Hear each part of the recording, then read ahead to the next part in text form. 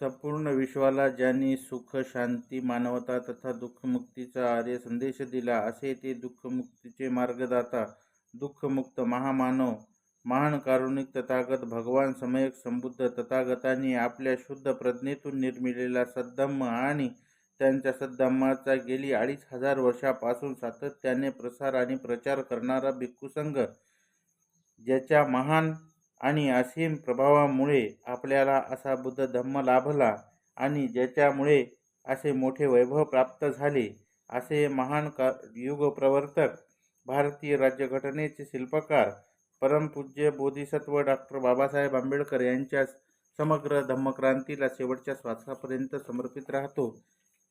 आणि पुढील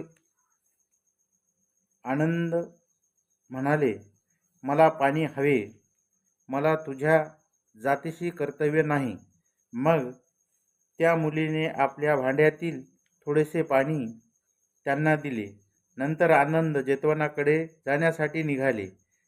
ती मुलगी त्यांच्या मागोमाग गेली.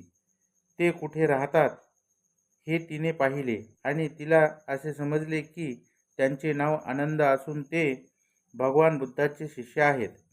घरी आल्यावर तिने आपल्या आईला मातंगी हिला सांगितले, हकीकत सांगितल्यात आणि जमिनीवर पडून रडू लागली. आईने तिला विचारले कारण.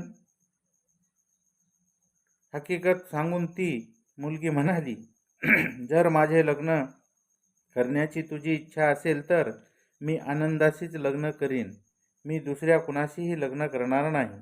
आईने चौकशी सुरुवात केली.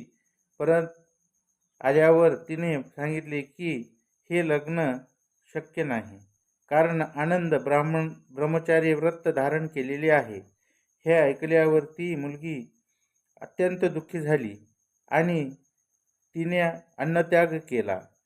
ही परिस्थिती म्हणजे काही विधिलिखित आहे असे मानवयास ती तयार नव्हती. म्हणून ती म्हणाली, आई, तुला चेटुक विद्या अवगत आहे ना, मग आपला हेतू साध्य करण्यासाठी तू त्याचा उपयोग का करीत नाहीस? आई म्हणाली, काय करता येईल ते मी पाहते. मातंगी आनंदाला आपल्या घरी भोजनासाठी निमंत्रण देते. मुलीला फार आनंद होतो.